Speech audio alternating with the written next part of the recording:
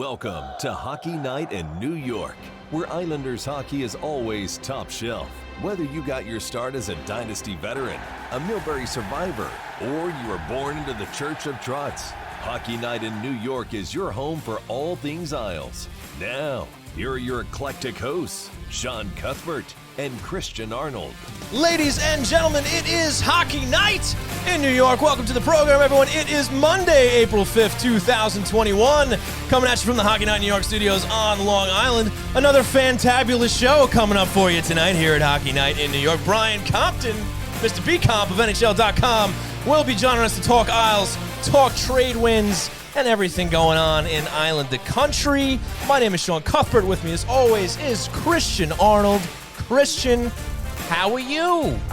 Well, so much to talk about. Mets season opener, Sam Darnold traded. Right. Great show. I was really looking forward to getting into that. Of stuff to talk about. So much stuff. Excited to hear your thoughts on the Jets situation of who they draft this year in the NFL draft. Right. Well, look, a lot of options have been opened up with the big trade with Darnold, right? Yeah. So do you know what position Sam Darnold plays? Oh, I know he plays quarterback, buddy. Oh, all right, very good. See, I know a little bit of sports outside of hockey. A little bit being the key word. But folks, want to thank you all for tuning in to Hockey Night in New York here at twitch.tv/HockeyNightNY. And want to remind you that we are happy to be sponsored by Blue Line Deli and Bagels, located at 719 West Jericho Turnpike in Huntington. Make sure you head on down for great food, great people, and great service. Check out the menu at BlueLineDeli.com. Donnie and Co., as you know, do a fantastic job over there.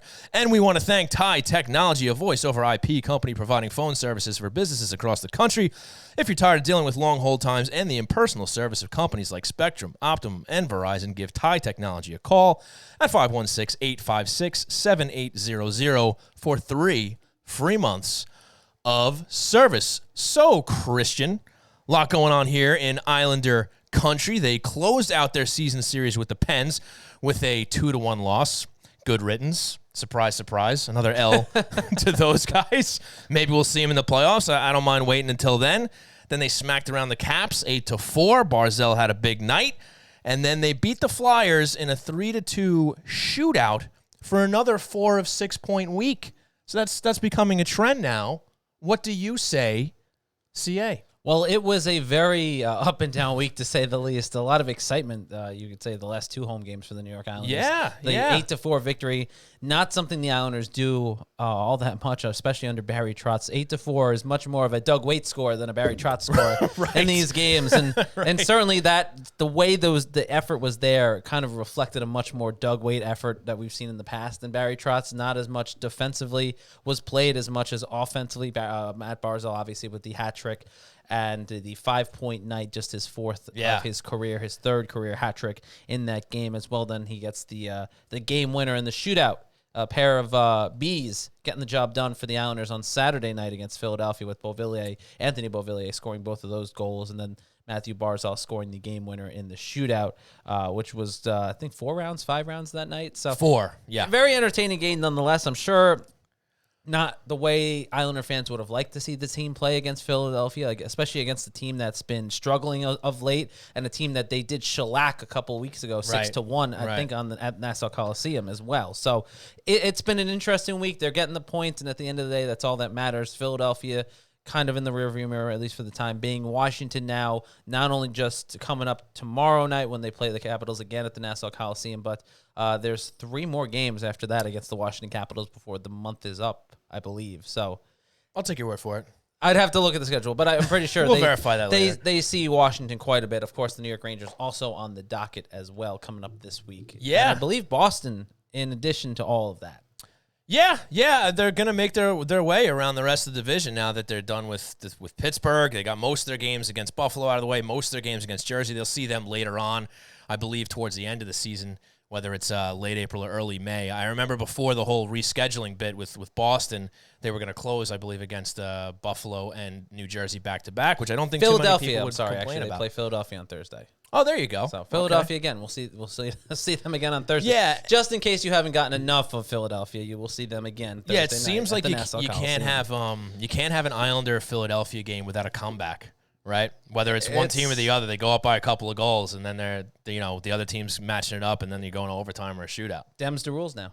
Yeah, between those two guys, Them's it the seems rules. to be. I suppose so. So yeah, another, you take 4 out of 6 points against these teams, and we're kind of now in the depths of, hey, play somebody other than Buffalo and New Jersey, right? Hey, I'm sure people are happy to see other teams than Buffalo and New Jersey. Oh, without question. But not only that, but they're having success against these other teams. Where if you were, being a little critical of the Islanders' success, saying, well, they played those other teams so many times. Well, they just shellacked Washington 8-4. They're beating Philly, another team they should beat. Still don't know what's going on with that team. I actually want to ask Brian Compton a little bit about that and what happened to those guys, because I think most people had them at least penciled into the top 4 yes. for the East Division, and it looks like that's not going to happen. I think the two of us were also a few of those people who had no doubt. I absolutely had Philly in there for sure. So it doesn't look like that's going to pan out. Pittsburgh was my odd team out, actually, among the 5 contenders, if you will. I think of all the teams that were up there in the East, it was such a hard division to pick coming into the season. Sure. That made the most sense, and really it was tough because it was kind of a toss-up, and even the Rangers were in that conversation still. You could make the case that New Jersey was in the conversation even going into the season. Buffalo was never in the... Oh, you know what? I shouldn't even say that. Buffalo was in the conversation. I guess so, yeah. And then the Tires were really... Well, once they got Taylor Hall, I think they made themselves in the conversation. Sure. They had to be. Yeah. They went out and they got the biggest free agent in the market, and they were expected to be competitive at the very least, not the tire fire, train wreck, garbage pail, dumpster fire that they've become. Somehow they've bottomed out even worse. And I mean that in the nicest way possible. Very convincing, Christian. So I want to start here, Christian. Saturday, I made a little return to the Coliseum. Oh, you want to make it all about yourself? All right. About the experience under these worldly conditions that we have now. But sure, if you want to spin it that way, that's fine. But I did have the pleasure of making it back to the Coliseum. Yeah, I'm sure a lot of our listeners, if they're not fortunate to get back to the Nassau Coliseum, it's rough to hear about the experience that other people who are getting to go and enjoy the games. Really, just way to rub it in, Sean. Christian, we're not off to a good start tonight. I'm trying to share an experience. We have this show, we have this platform. We can talk about what it's like to be at the Coliseum now. I'm not trying to rub anybody's nose in it. Seems like it. Well, I think you're just being a little oversensitive to the topic and the situation here. I just wanted to, talk about how weird it was, the fact that there's so few fans in there. There's no concessions open. They have a couple of food trucks outside. The bathrooms, they're segmented off and stuff like that for obvious reasons and stuff like that. And then you have cardboard cutouts mixed in with humans in the lower bowl.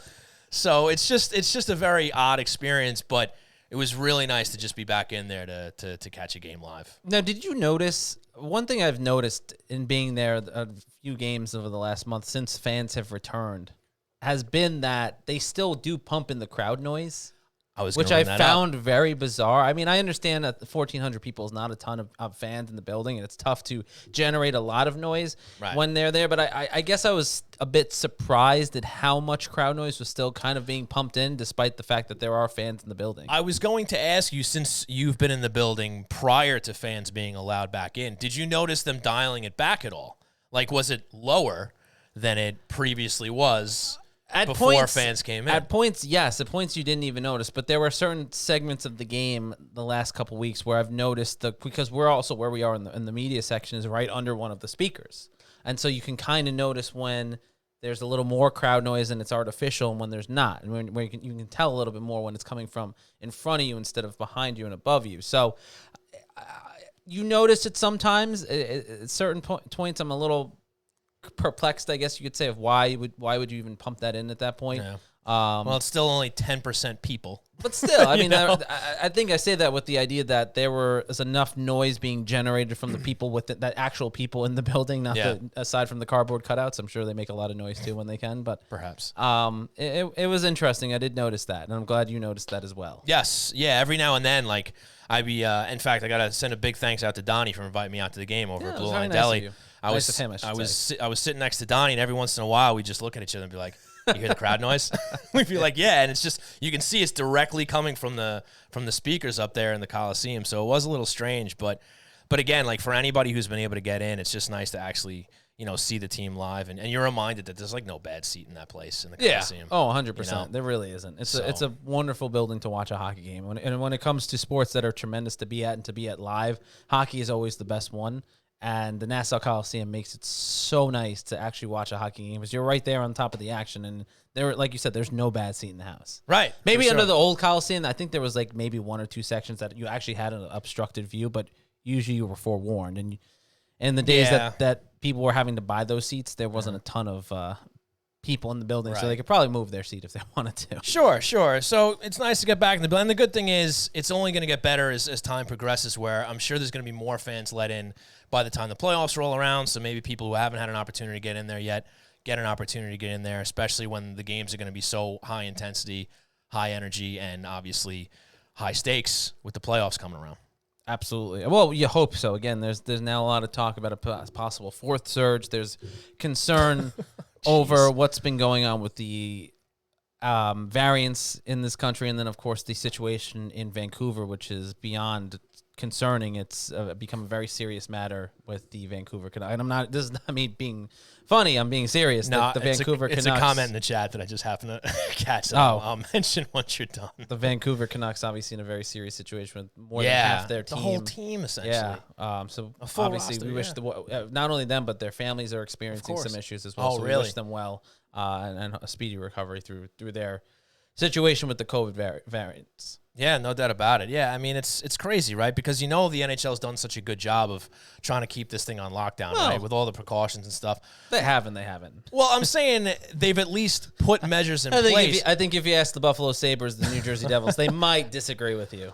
What I'm saying is they have gone to lengths to try to keep it under control, but that's not to say you're still going to be able to, right? I mean, just because of the unique circumstance. I mean, these hockey players are allowed to be in these environments that most ordinary people are not, having a collection of 15 people on an NHL bench or whatever the case may be. You know what I mean? So it's tough to juggle that. So I think all in all, they've done a pretty decent job. You're going to have your hiccups here and there, and it's just unfortunate that this one's so rampant here, right? With the Vancouver Canucks. Yeah, it is a very unfortunate situation too, especially as the trade deadline nears. I'm sure there were some players on that roster too that other teams would be looking at this point in the season to potentially make a move for, or whatever the case may be. But obviously, the big picture story there is obviously the hope that everyone on that team is able to get back to where they need to be health-wise and continue the rest of the season without being too heavily impacted, which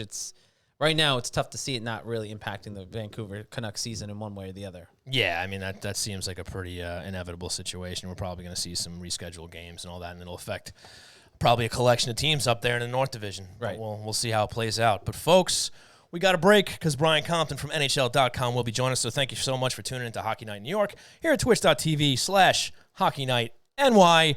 We'll be right back.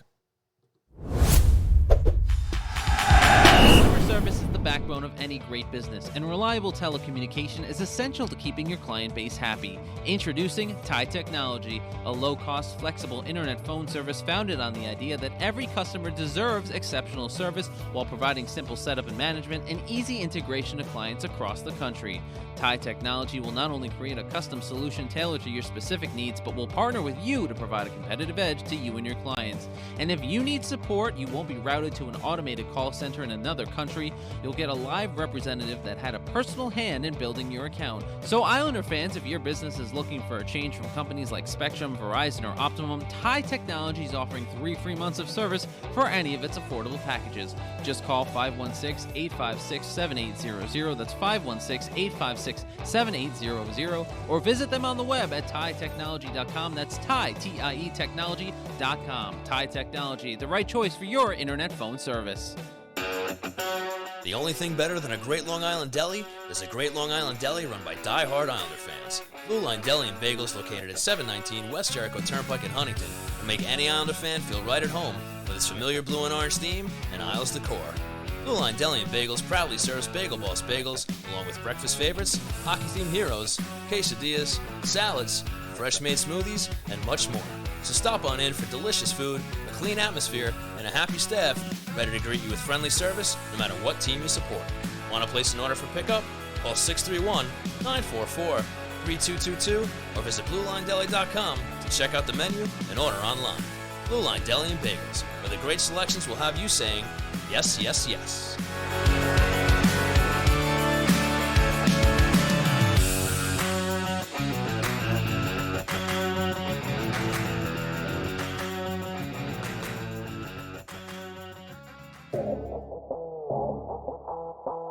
Hope you enjoyed the ads. Now let's get back to Hockey Night in New York with Sean Cuthbert and Christian Arnold. So that's right. This is Hockey Night in New York. Christian Arnold and Sean Cuthbert with you as always every week. And of course, it's that time of the show where we're bringing one of our friends from the Islanders hockey media this week on the line, brought to you by our friends at Tie Technology. It's Brian Compton. Brian, how are you, my friend? It's been too long. We're friends? When did this happen? I'm just kidding. Hi, Christian. How are you, buddy? I'm doing well. I hope you are. I hope you had a great Easter, and I hope you got some new pajamas. No, same pajamas. I did get a couple of Cadbury eggs, so that's good enough. Nice. Very nice. Nice. How was your basket, buddy? Did you get everything you ordered? I didn't get any basket. The Easter Bunny skipped my house, apparently. No surprise there. That was mean. It was. Very unnecessary. It was mean. Yeah. Brian, obviously Brian, obviously the big story heading into this week, of course, is the NHL trade deadline, and the Islanders are front and center when it comes to trade chatter around the National Hockey League. Of course, they've been linked to Taylor Hall. They've been linked to Kyle Palmieri. They've been linked to Nick Foligno. The big question, I think, on every Islander fan's mind, Brian, is are they going to make a move, and when will Taylor Hall be a New York Islander? Nicely done. I say they're going to make a move every year, so I really shouldn't be the gauge here. At least I was right last year, so I have that going for me. But yeah, broken watches right twice a day. Yeah, exactly. With Anders out of the equation, with what Lou told us a few weeks back, Christian, I think the writing's on the wall that they're going to do something here. I don't think it's going to be Taylor Hall. I think Palmieri makes the most sense, and quite frankly, I think is the better fit because of his versatility. Plays in all situations, and those are the kind of guys that Barry Trotz loves, and he can put the puck in the net. I know he hasn't at the rate that the Devils would have liked this year, but that's not a very good hockey team. Let's be honest. I think should he get the opportunity to play alongside Matthew Barzal, I think he would have the chance to put some more pucks in the net. So we'll see. When it comes to some of the other options, if they go, let's say they go the Palmieri route, that I would imagine they would have some room to make a secondary move or two. Is there anything else out there that the Islanders could do as far as a depth move, or possibly bring in another defenseman to kind of shore up their blue line a little bit more as we hit the stretch run of the season? Yeah, I know that's what some of the fans want. I think, screaming about defensive depth, but I thought we saw enough from Thomas Hickey from the chance that he had guys that do they really need to go out and get somebody else? I don't know. I mean, does John Merrill really move the needle further than Thomas Hickey does? I don't think so. So could they do something else? Maybe if they don't. I mean, if they get Taylor Hall, they're clearly not doing anything else unless they move other guys out. But if they bring in a guy like Palmieri or Foligno and they still have a few million to play with, they could technically bring somebody else in, guys. But I think I liked what I saw from Hickey from the chance that he got. So we'll see. And Brian, to expand on that in the something else category, do you think there would also be a need for a depth forward? I know you just talked to Christian about a defenseman, but would there be a need to get somebody who could plug in maybe on the third line, maybe to get somebody else another look next to Pajot or something like that? I don't think so.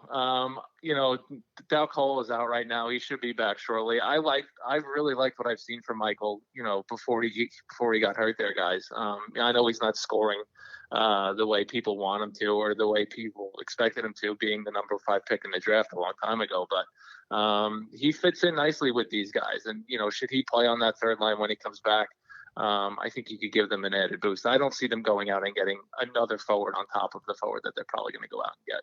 Right. I think I agree with you there too, Brian. And I guess, we've kind of been talking about this for the past few weeks now, building up to the trade deadline. And it definitely seems like a buyer's market where there are options out there, whether it's, Taylor Hall, whether it's Palmieri, and then you can kind of go down the list a little bit. And we've talked about names like Nick Foligno. We've talked about names like Dustin Brown.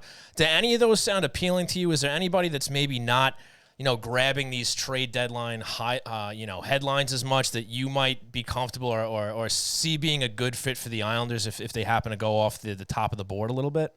Shawnee, I think Dustin Brown could really, really help them. I think he'd be a really good fit for these guys, just his resume and the season that he's having. He just seems completely rejuvenated. But with that added year, that's just the biggest thing, right? I mean, and Lou brought it up. If they have another year after this year, it really throws everything out of whack. So I think they're going to go strictly for a rental here. But again, I think Dustin Brown would be a really, really good fit on this hockey team.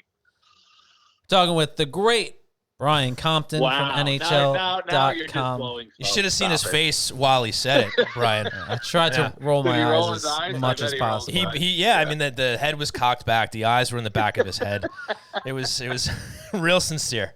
Real sincere. I'm sure it was. We're talking with the great Brian Compton from NHL.com here on the line, brought to you by our great friends at Tide Technology, and I genuinely mean that part. I know you do. Brian, when it comes to the Islanders at the deadline, there is always that expectation, at least in some Islander fans, still in the back of their mind, that this is the Islanders of yesteryear, the team that is always talked about possibly making a move and then stands pat at the deadline, especially under those Garth Snow years. When it comes to the roster that they have now, let's say Lou Lamoriello, and this is a tough year. Even Barry Trotz has said this is a tough year to try and make a trade, and it's not set in stone that one's going to actually be able to come to fruition, I guess you could say. If the Islanders stand pat at the deadline, Brian, how confident are you in this roster that they have right now, especially knowing that Anders Lee is probably not coming back for the playoffs, and this is the roster that you have going into a postseason that's going to be very different, very difficult for the Islanders. What do you think their chances are of making a deep run, or even making it to the playoffs for that matter, with the roster assembled if nothing happens? Well, I think they're a playoff team for sure, even if they stand pat, Christian. And then after that, they're probably good enough to win a round. But then once you get past that first round without Anders and without another addition, I honestly, unless Sorokin or Varley goes on a really hot, gets really hot in the playoffs, then and steals the series, then maybe they go further. But it's weird, right? Like year one of Barry and Lou. They didn't do anything, and I think the players kind of took it as a compliment, and won that playoff series against the Penguins emphatically. And then last year they clearly needed help, and they went out and got it. And we saw what happened after the pandemic, going to the conference final. This year they have to make a move here. I mean, if you're serious about winning the whole thing, I think you have to go out. And you're not going to replace Anders Lee. Anders Lee is one of those guys, right, on and off the ice, who's just irreplaceable with everything that he does on the power play and with his frame and his leadership, etc. But you have to go out and try to get somebody to replace his skates a little bit. Brian, can I just note and say how nice it is to be talking about the potential of going out and winning the whole thing and potentially making a deal to give you a chance to go and win the whole thing? That's a nice change of scenery for me as an Islander fan, being able to just have these conversations seriously. Well, you know what, Shawnee? I'm glad you brought that up, because I still crack up when I tweet out the lines and fans go ballistic. Like, how have you not grasped the fact that things are so different around here and have been for a couple of years Seriously. now? I mean, look, I love the passion. I always have. But when you're screaming about who's on the third line in game 5 of a 56-game season, knowing that the team is good, right, and is coming off, reaching the conference finals for the first time in almost 30 years, it's a different, and Christian knows this too. It's just a completely different environment now. The team's going to be good for a while. They have the infrastructure that they desperately needed for so long. Just trust the guys who are running the show. I think their resumes speak for themselves. Thank you. B-Comp, You're welcome. I was curious about something. We've had a few different guests on over the course of the last few weeks, and in addition to that, I was doing some hosting duties over at an actual radio station, and good for you, buddy. we had Molly Walker on a week ago, 2 weeks ago now, I guess, to discuss the NHL and what was going on with the Islanders and the Rangers, and she was one of the few people kind of in your camp that thinks the Islanders are a legitimate contender for the Stanley Cup, even with or without a move. I think it was where she was kind of going with that. But when you're talking to Islander fans, I guess, what is your biggest point of saying this is why this organization is so much different? This is why this is why people like Molly Walker, people like yourself, say that the Islanders are a genuine contender, and that they are a genuine contender, that this is not the team that you've grown up watching for so long? Well, I think the only way to respond is just watch the games over the past 2.5 years. fair, Like, fair. I'm not even saying that to be a wise ass. Like, just they win a lot more than they lose, right? I mean, it's the proof is Also in the true. pudding. Yeah. Yeah, I'm not trying to be a smart ass. I'm really not. I just Right. don't. That'd know be a how real else- change of pace, Brian. Yeah, I just don't know how else to answer the.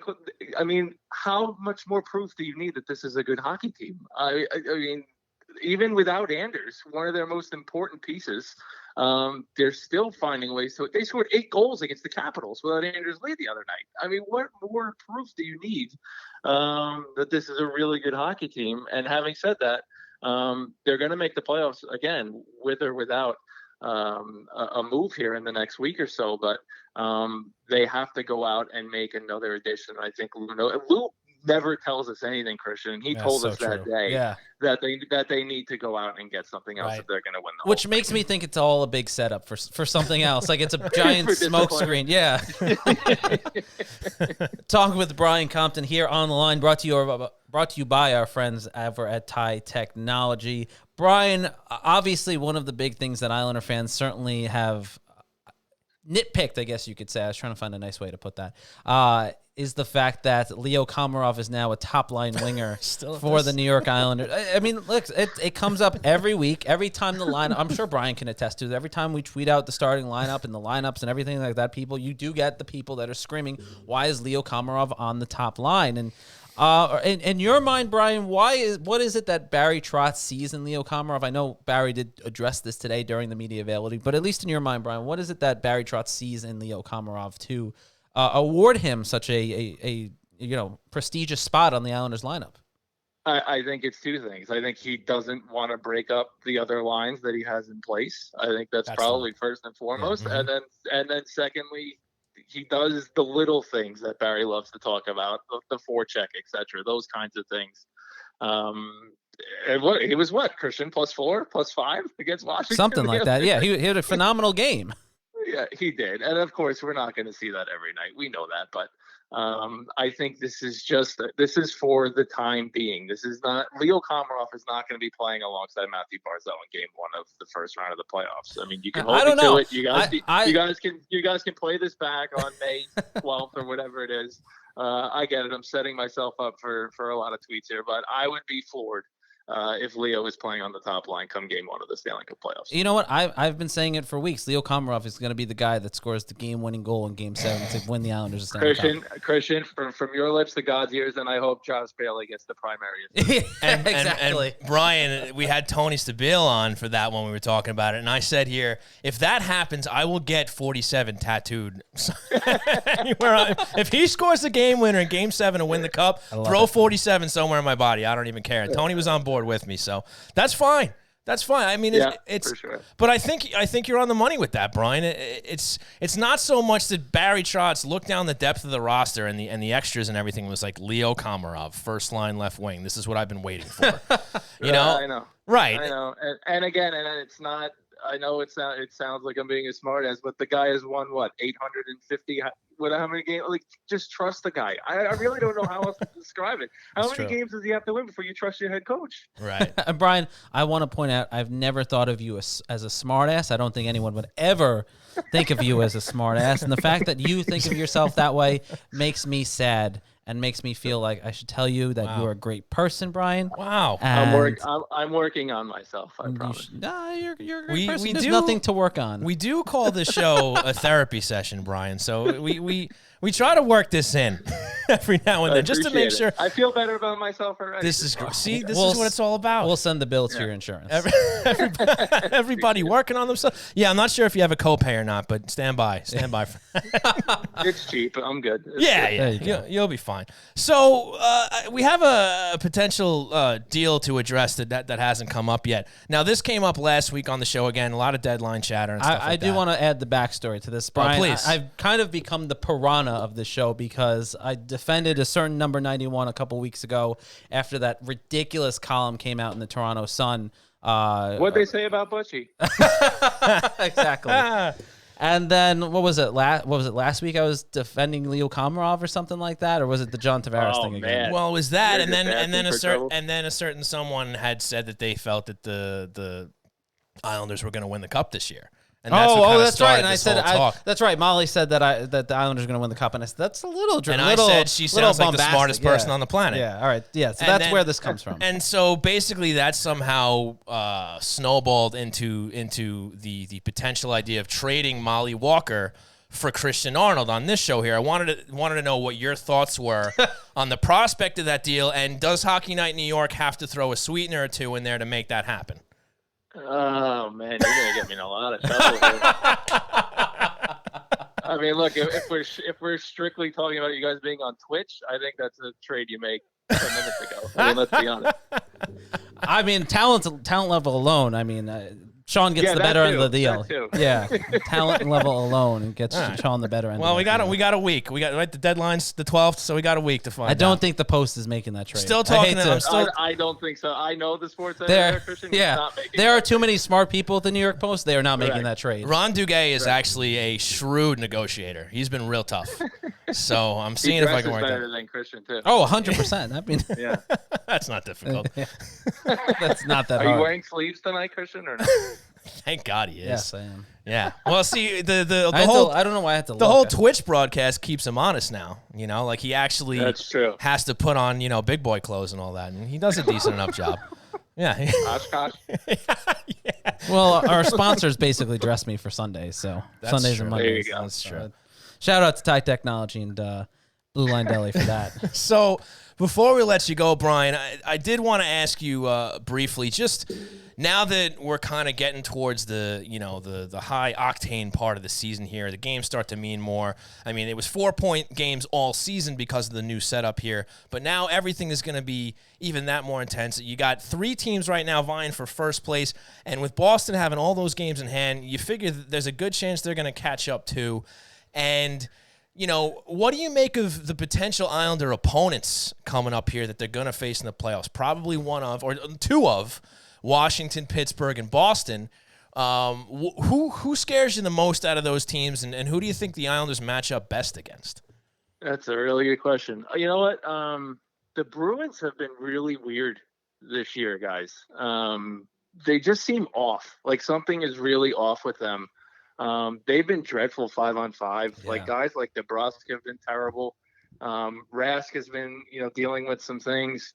And then they had some COVID issues as well. They've just been really weird. And the Islanders have been dynamite against them, which is even more bizarre because the Bruins always gave them fits. I would watch out for the Penguins here down the stretch for no other reason than they're playing the schedule that the Islanders played about a month ago. I mean, they still have a ton of games against the Devils, Buffalo, etc. So there's a lot of points that the Penguins can bank here that will help them in their attempt to win the division here. We'll see what happens with Malkin down the stretch too. And then the Caps are another weird team to me. Their goaltending has been better than I expected. Oshie's been awesome for those guys, and of course Ovechkin is just absurd. So it's gonna be it's gonna be tough no matter who they play. But I think they match up best against probably Boston, just the way that they played against them. Mm-hmm. But then once you get to the playoffs, it's just a whole different animal. Like I could see them easily beating the Bruins in the first round. I can easily see them losing to the Bruins. Like you just don't know what version of the Bruins you're gonna get.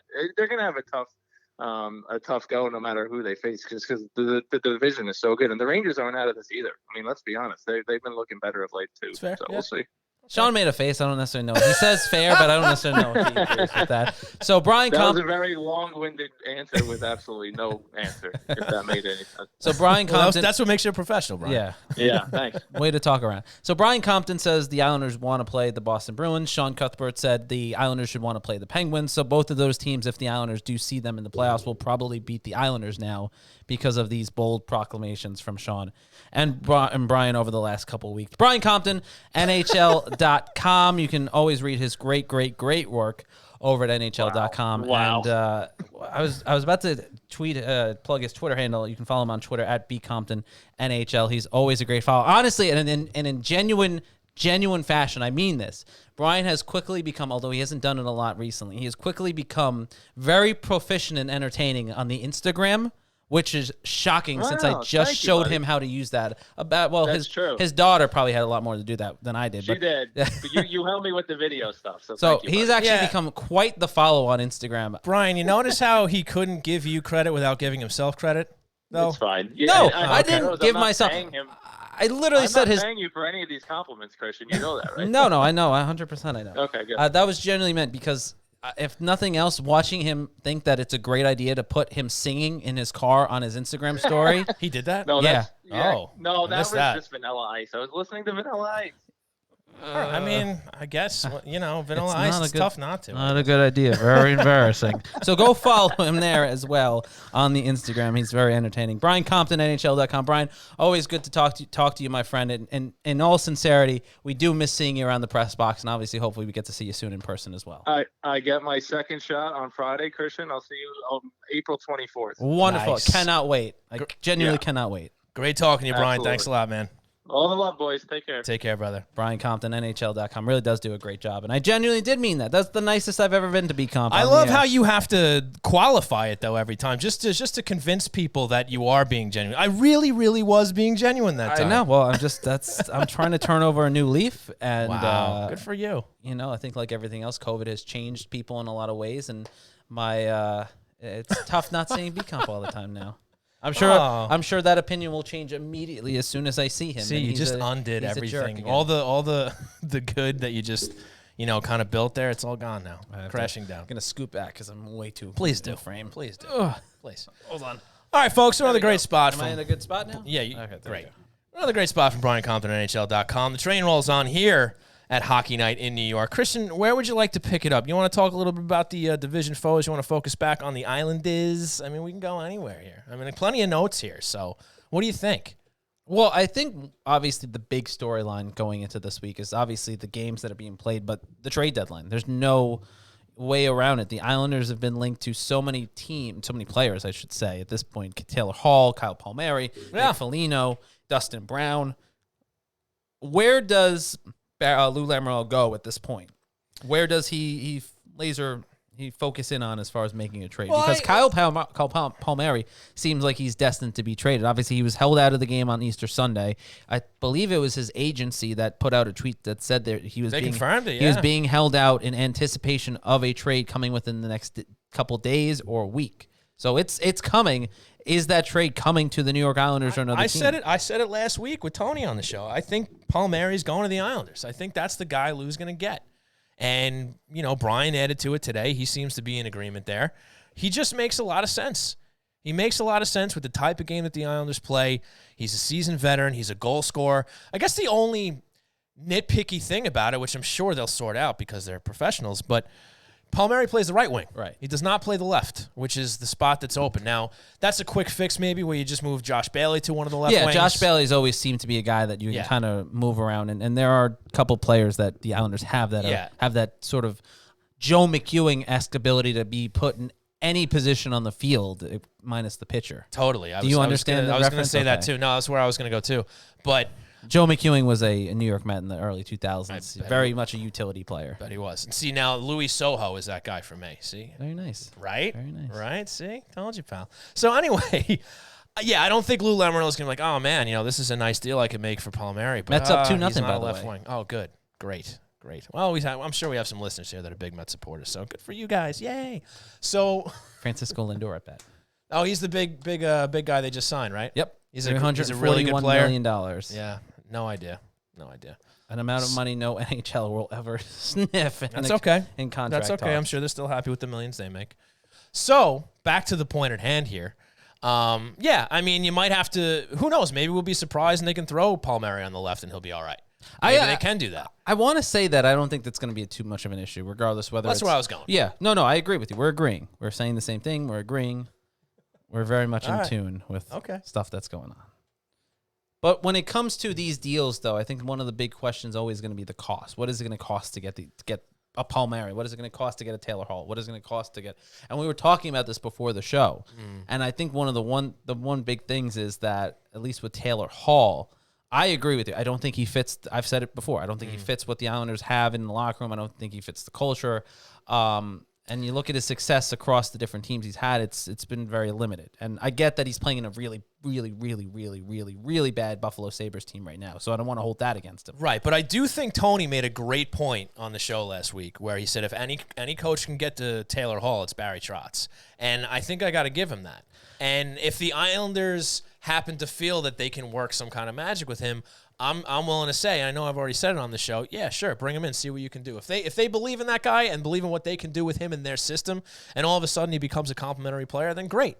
See, my concern, and especially in a year where this is their year, this is their window, right? This is the window that everyone predicts them to have over the next year or so for them to win a Stanley Cup. If that's what they believe in that front office suite, if that's what they believe in the coach's suite, is Taylor Hall coming in with question, not necessarily knowing if Barry Trotz is the coach to get that change in mentality? Do you still risk it when you know that there's a guy like a Palmieri, a Foligno, that may cost you more? And I think that's the issue at hand, right? Because we were talking about it, and I agree with you before the show. Yeah. Taylor Hall, I think Taylor Hall is going to get bungled worse than what Garth Snow did with Thomas Vanek. I think you look at the way the Buffalo Sabres season has gone, between the COVID issues, between the actual play on the ice, between everything that has happened with that organization. It just seems like they're set up now to bungle this worse than what Garth Snow did. And you could be looking at the Islanders, and these are Sean words. I don't want to take them away from Sean, so I want to give him credit here. But you're looking at a potential deal where it could come down to the final hour, final minute, and they're forced to take a B-level prospect and a second-round draft pick for a guy that they paid not a lot of money, but they did pay a lot of money for in offseason. And the crazy thing, though, that's different is Vanek was producing. Yeah. Vanek was putting up great numbers with JT and Oposo back then. So it wasn't even like the guy was in the situation Hall's in now where he's got, 2 goals? Yeah. 16 points. I don't have it in front of me, but he's obviously not getting the output that you would normally expect from a guy like Taylor Hall. So again, you have that going against them too. Right. I think that has to do with more that he's playing on, and granted, the Islanders teams that Thomas Vanek played on were not, superstar teams by any stretch of the imagination, but they did have talent on them. The Buffalo Sabres right now are in an absolute free fall, and there's not a whole lot of talent around him on the ice. So it does make it harder for him to produce. And when no one else is producing, it's tougher really to put all of the blame or all of the expectation on one guy like Taylor Hall. So I don't hold that against him. I think if he went to another team, I think the offensive production, especially one with talent, the offensive production would pick up a little bit. But my concern, again, has always been the character issues. The Palmieris, the Folignos, they fit the bill there. And I think that's where it becomes a little more pricey. And I'm curious to get where you think the price tag would be for someone like that. Yeah, and that's actually a question we got from Mike in the chat as well. What sort of assets are the Islanders going to have to give up to get these guys? And look, it's tough. But I think we should focus on Palmieri. Yes. I want to pause you there. I want to admonish the people in the chat making fun of Leo Komarov. First line Leo does not deserve that kind of deridement or derision. There's some Leo bashing going on there. We see what's going on there. Say that he's only a trade for Hall would be a Leo and a roll of stick tape. Or a skate sharpener. That's rude. Wow. That's messed up. Well, look, I sorry to disappoint you guys, but Leo isn't going on. No matter who the Islanders trade for, Leo's not going the other way. I can assure you that. I don't necessarily know if I agree with that either. If you get the right partner in place and you're able to shed some of his contract, I think the Islanders will do that. I'm not saying the Islanders wouldn't do it. I don't think it's going to happen. I think he is here to stay, at least for the rest of this year. First line, Leo.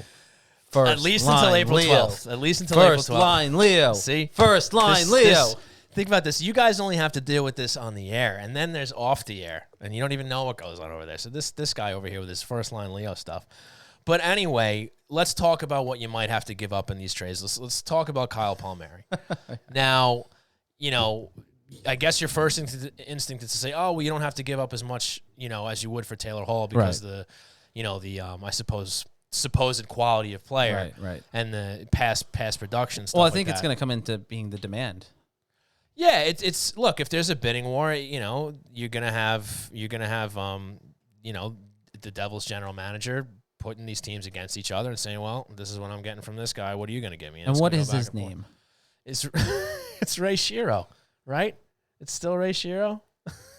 I feel like no, it's Tom Fitzgerald. It's Tom Fitzgerald. See, I had a brain fart, and I was like the general manager because I knew it wasn't Shiro anymore. I forgot it was Fitzy, former number 14 of the New York Islanders. But anyway, yeah, he's probably going to have a couple of suitors coming there. You've heard Boston. You've heard, I believe Toronto has some interest there. So, and I'm sure Lou's going to want to beat them to the punch, as far as Palmieri. But look, I don't know. I don't think you have to go in a first rounder territory. Yeah. I think you probably start with a second. And I don't know. Do you have to give up? Not to say that the Islanders have a lot of prime prospects, but do you have to give up a prime prospect in there to get him? I don't necessarily think so. I think you start at the second, and then maybe you just give up another ass or two. I don't think you have to throw Balduke in there. I don't think you have to throw in Robin Salo. I don't know. I think they're gonna want something in return. Well, of course. But in that realm, it's at the end what the negotiations end up being in the price tag or the demand, I guess you could say. I could see the Islanders having to give up if in this scenario, let's say they go with the second round pick, and I would say a B-level prospect. Mm-hmm. Would a Simon Holmstrom would a Simon Holmstrom kind of be in the mix as well? Is Kiefer Bellows in the mix as well? I think that's something we didn't really talk about. I think Kiefer Bellows is more in the mix to be part of these deals than I think a lot of people were anticipating. No, I think that's a good point. I do. And Andrew Gross had a great column in Newsday, I want to say Friday or Saturday, about that, because Barry had mentioned the way maybe we did talk about this, I forget. Everything kind of blends together sometimes. Barry Trotz has kind of shifted the way he's talked about Bellows. He will talk about why he's not in the lineup, why he didn't like his play, but he can kind of add these kind of addendums at the end of those comments about why he's going to be a great player down the stretch, why he's going to be. Maybe we talked about this at the game when I saw you. I'm trying to remember where this conversation came up. It's okay. You go. Process, okay. Thought process. But I think, and I agree with it, I think the way Barry's been talking about Bellows, it kind of adds up to that guy that, I don't know if he's going to get more playing time in the Islanders roster right now, especially you would have thought if Barry Trotz had liked what he had seen from him, he would be back in the lineup instead of like a Ross Johnson, for instance, instead of, a Leo Komarov. Right. Bellows would be there. Michael Dow Cole. Back in when he comes back. You don't get the same sense. The sense you get when Barry talks about Bellows is that he likes the development of where he's going. He's not there right now for the Islanders. And that it's almost like an advertisement. It's not good for us right now, but down the line, he's going to be a big part of an organization. And that's not necessarily a comment about him being part of the Islanders. It feels like to me. Again, I'm interpreting it. It's. I actually think Bellows makes a lot of sense in a deal for one of these wingers. Whether you want to say Palmieri or not, just because he's basically a young, hopeful version of a guy like him that they would be picking up, right? A 25 goal scorer, right? I mean, that's kind of what the Devils would be trading in for, kind of recycling Palmieri for. They can't get to a deal with him. They deal him off elsewhere, and they get in a younger version who they hope that they can kind of replace him with as he comes up through the team. So Bellows does make a lot of sense. So, if they get into a bidding war with a team like Boston, maybe they have to get serious about doing a second and throwing in Bellows or something like that. Is that attractive to Islander fans? I feel like that could sound like too much to Islander fans, but it might be what you have to do if you want to get the guy you think is going to help you win a cup. Right. It's the question of if you're, and I'm asking Islander fans this, do you think Kiefer Bellows is the guy that steps up down the stretch and fills in and produces where the Islanders need him to be? Or is it to get this team to a Stanley Cup right now? Is a Kyle Palmieri the one that you need to have in the lineup, or someone equivalent, Nick Foligno or something like that to be successful and to get to that point in this organization getting to their first Cup final since the 84 season, if I'm not mistaken. Am I correct there? 1984? Cup final? Yeah. Getting over that hump. Sorry, I know the last as time somebody who's covered the Islanders for as long as you have, you should probably know that down pat. Well, I wanted to make sure. I wanted to make sure that there wasn't something else in the mix. But the last Cup final was indeed 1984 against the Edmonton Oilers. Kind of get it mixed up with the 93 season where that was their last trip to the Eastern Conference Finals. Correct. Before last season. It's okay, Christian. You're young. I get it. So you look like you want to say something about the chat there. You look confused. I'm looking at the chat. Okay. I'm just monitoring what's going on. All right. Well, I think I want you to look at the chat and there's just one comment that keeps popping up that I'm a little. Do you like glitzies? What is that? What is that? Wow. All right. Let's leave that alone. So anyway, let's go to the hero of the week. It's about that time. So let's go to the hero of the week. Sound good to you? Sounds good to me. Let's go to the hero. Ladies and gentlemen, when you hear this song, that means it's time for the hero of the week, brought to you by the Blue Line Deli and Bagels Half Price Hero. Great stuff over there. Let me bring up my notes here. It is brought to you by, of course, in honor of Brian Compton, the B Comp Q with boneless ribs, barbecue sauce, pickles, onions on a hero. Get it for half price all week starting tomorrow. That is Tuesday through Sunday, where we'll announce a brand new half off hero. Stop in and mention Hockey Night in New York for half off the B Comp Q. So, Christian, I believe I go first this week. Are you okay? I'm just mesmerized. I think you just gotta let it go, man. I think you just gotta ignore it. You know? You go first this week. I do. So, without further ado, I think this one's a pretty easy one. So, I'm going with number 13, Matt Barzal. He has the 5-point game against Washington, the 8-4 drubbing. Not only did he have the hat trick, but it was a highlight reel hat trick. Every goal, almost one more impressive than the next. And then he gets the shootout winner against Philadelphia. Right. So I think Matt Barzal is an easy pick for the hero of the week. I think so. First, you also mentioned he got the first star of the week by the National Hockey League. That's right. Well. He was recognized by the league as well. So that was a certainly an acknowledgement for everything that he has done, and an absolute acknowledgement of the way he's played, and just a tremendous effort against the Washington Capitals on Wednesday, or Thursday, I should say. The end-to-end goal was just phenomenal to watch, and just his all-around effort there was just a phenomenal one to watch as well. And then his shootout goal against the Philadelphia Flyers. The Phillies. I'm thinking Mets. You really got baseball in the mind, man. I'm thinking Mets. Well, I mean, you're not too far off. Everybody made a whole to-do about the fact that he had that baseball swing goal. Yes, yeah. Batted out of the air for the hat trick, which, I mean, was impressive. No doubt. I mean, that takes a lot of hand-eye coordination for that goal to happen. So that's definitely a credit. But my hero of the week is someone that also had a tremendous week as well. It's somebody else? Yeah. You didn't pick Matt Barzal? I didn't pick Matt Barzal. I picked another one of the Bs, though. Oh, yeah? And that's Anthony Beauvillier. That's him right there. And that is him right there. Why?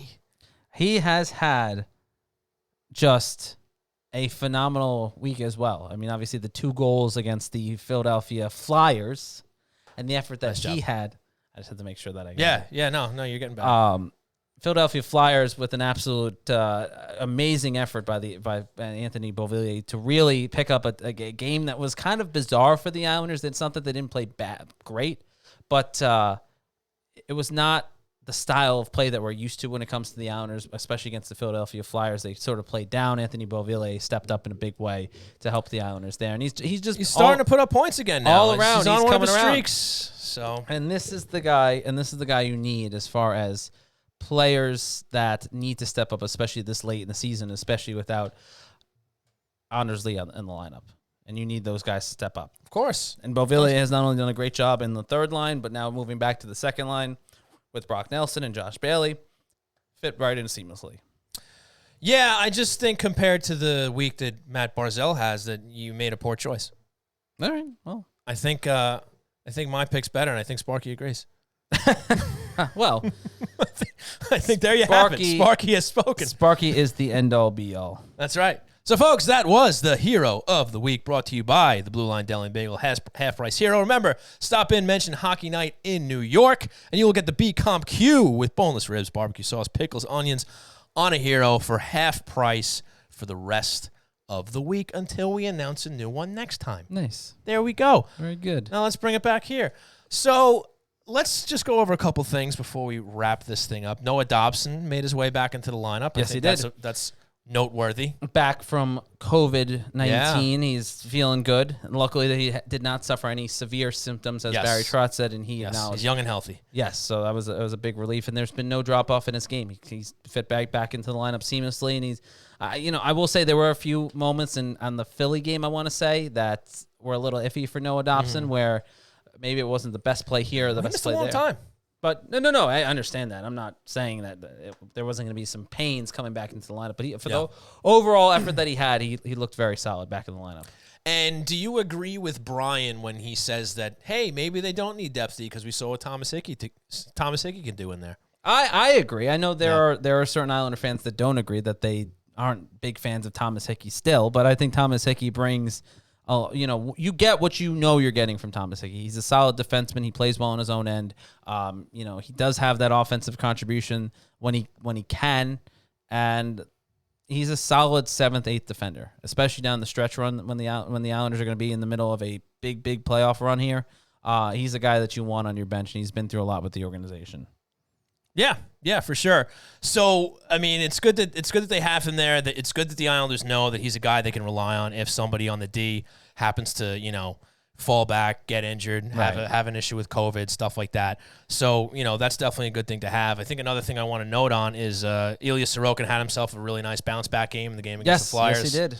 So he only gives up the 2 goals, and he was flawless in the shootout. Mm-hmm. So a big bounce back for him. Yeah, absolutely. He had an effort that you absolutely needed from him to get back on track. Obviously, there was some. I don't even think there was some concern internally or from Barry Trotz. It was from more or less the press and the fans curious of how he was going to bounce back after such a rough outing the time before. But the guy just doesn't seem to lose an inch there.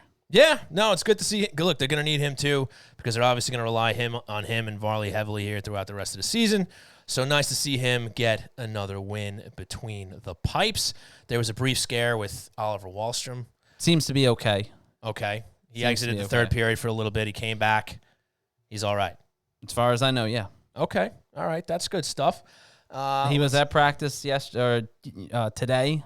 The Islanders had off on Easter Sunday, and so they practiced today on Long Island, and he was out there practicing with the team. Ross Johnston also back out there with the team on the third line as well. Michael Del Cole has begun skating, according to Barry Trotz. So the pieces are starting to come back and align. Alstrom, again, fine. Ross Johnston doesn't seem like he'll miss any time. Del Cole will not play tomorrow against Washington, but it seems like he's taking steps in the right direction to get back into the lineup. Okay, there you go. So, Christian, why don't you skim through the chat a little bit, just see if you can find a question or two. I'm going to plug RJ Daniels. Okay, wonderful. And then we'll do an audience question or two here. So, folks, I want to remind you all that if you can't make it to the games at the Coliseum or they're on the road, RJ Daniels is the place to be to watch Islander hockey. They got specials like $5 16-ounce Barn Rocker ales, $14 Bud Light pitchers, $17 domestic buckets, $4 domestic bottles or pints, and they always have plenty of food specials. So head on down for Islander games to 279A Sunrise Highway in Rockville Center. From pregame until the final horn, have yourself a great time. They always have the sound on there. The staff is fantastic. So RJ Daniels, the place to be to watch Islander hockey. So, Christian, you got some questions for us? Trottier19 asked us, Gonzaga or Baylor? Say what now? Do you understand anything that just Oh, yeah, that's a March Madness question, a March Sadness question. A March Madness, yeah. Yeah. The NCAA championship. Oh, I'm going Gonzaga. All right. Yeah, yeah. I say Gonzaga as well. See? There you go. Winging it completely. Yeah, right. Totally winging it. Mike4652 and this obviously is a question in jest, but the kid who won the Calder, is he any good? He's all right. He's all right. He had a decent week. He's all right. Yeah. NHL thinks he's pretty good. Trottier19 also asked, why did Johnston leave the game? Hand or head injury? Hand or head hurt? Well, I'm going to toss that one to you, Christian. I mean, I'm pretty sure that was more making sure he was fine because he did take a couple powerful shots in that fight. I mean, might have been one of the few altercations he's gotten in where he might have been gotten the best of. Yes. If you will. Yes, he was. And he did. Yeah. Well, you know what? It's the first time for everything, as they say. It happens. It does. It certainly happens. But it seems like that's all the questions that we have. Yeah? You sure? Did you do a thorough search? Yes, I did. All right. So I guess we'll leave that there. Quickly, we could just look ahead. We kind of, I guess, briefly touched on this. They got the Caps on Tuesday, Philly on Thursday, Rangers on Friday, all part of this 6-game homestand, which they are so far 2-1. Oh, someone has a question. Oh, yeah, Is there a brawl tomorrow? Is there a brawl Remember, tomorrow? there was some bad blood as the Islanders and Penguins, the Islanders and Capitals were leaving the ice. Yes, that's right. There was some chirping at the end of the game. Obviously, Washington was not happy about being doubled up by the Islanders. A brawl? Probably not, because the league boring. frowns on that. I mean, it's so few and far between these days. They've put such a cap on it. But you know what, though? Now that this question's been brought up, and maybe this is a question for one of our guests down the line, but Christian, have you ever just reflected on when the referees decide to let the fisticuffs go and when the linesmen just jump in immediately, right? You'll every now and then you'll get a time where, you see a couple guys square off and drop the gloves. Oh yeah, go ahead, go have fun, go crazy, right? And then other times, immediately the linesmen bum rush the guys. They separate them as quickly as they can. They give them a couple of minors each, and they're like, no, you can't do that. And I'm still trying to figure out what the mentality threshold is there. Yeah, and now I know that there's certain games where maybe they're heading a certain direction. They're trying to keep things under control.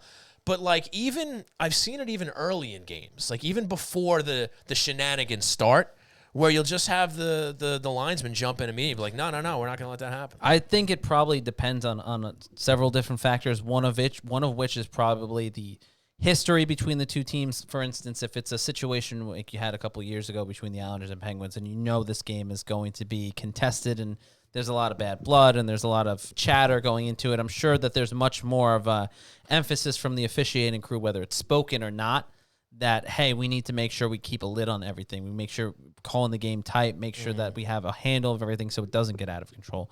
Now, obviously, that's a terrible example because that game got way out of control, as everyone remembers. But I think that's kind of the one of the factors, I guess, that goes into it. The other one, I'm sure, or I would imagine, is just the way that the officiating crew calls it. Like if you have certain referees that are a little more liberal with how they call games, they might not jump in or have the linesman jump in right away when it comes to a potential fight. Where you have maybe other officials that call the game a little more conservatively, they might be more quicker to jump in and keep things from getting out of hand. So I'm sure just a personal way that the officials call the game has a lot to do with it as well. Interesting. Yeah, I'm sure that factors in. It just, I feel like there's more to it, and somebody has an answer out there.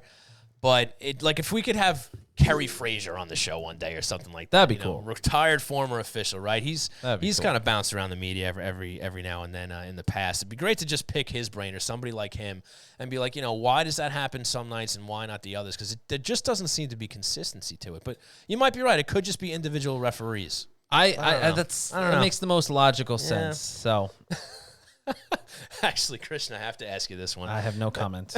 Any thoughts on Nickelodeon night? Huge for you, pal. I have no comment. Huge cartoons. You love cartoons. I have no comment. Oh, is that a sensitive Tim topic Peel might be you? available. Tim Peel might be available. That's true. Oh, goodness gracious! See if we can get him on the show. Wow, he's got nothing else going on these No, days. his schedule has freed up. It is freed up for at least now through the end of June, maybe into July. I don't even know how long the playoffs are going to go this year. They already delayed the season, into July, right? probably. July. I mean, probably. He's going to have a nice summer. He'll be on the beach. Well, he was set to retire anyway, so this is right. He will have a nice life. Yeah, on the beach. Sure. Good for him. All right. Anything else we got here? Or, we ready to wrap this thing up? I think that's about it. All right. Well, in that case, time for another button press. Folks, I want to thank you all for tuning in to Hockey Night New York here at twitch.tv/HockeyNightNY. Always a pleasure to have you guys joining us live, hanging out with us in the chat. Always good fun. Always a good laugh. Yes. And, of course, to you listeners to catch us later on your drive time commute or what have you. Yes. But I want to send a huge thanks out to our sponsors, Blue Line Deli and Bagels, located at 719 West Jericho Turnpike in Huntington. Head on over for great food, great service, great people, and that okay dude you may know, Donald Rosner. Check out the menu at BlueLineDeli.com for their great selections and hockey-themed heroes. And we want to send out a big thanks to Ty Technology, a voice-over IP company providing phone services for businesses across the country. Check them out at TyTechnology.com for all your telecom needs, or give them a call at 516-856-7800 and get 3 free months of service. Huge thanks to Brian Compton of NHL.com for joining us as always. Nice little laugh with him. And a huge thanks to you, once again, our viewers and our listeners, and to you listening and not viewing. Get your asses over to twitch.tv/HockeyNightNY and give us a shot here. Always a lot of fun. And, of course, if you enjoy the show, please rate, review, and subscribe on your favorite podcast providers. Tell your friends, spread the word. Follow Christian at C_Arnold01. Follow myself at Seany Hockey. And follow the show at Hockey Night NY on Twitter, Facebook, and Instagram. Next week, I think it's going to be Monday, too. I believe so. Yeah, because the Islanders, I believe, are playing on Sunday night. Whatever the case may be, probably Monday. We'll fill you guys in either way. For Christian Arnold, I'm Sean Cuthbert. We've been Hockey Night in New York. We'll see you next week. Bye. Pew, pew, pew, pew, pew, pew, pew, pew, pew, pew, pew.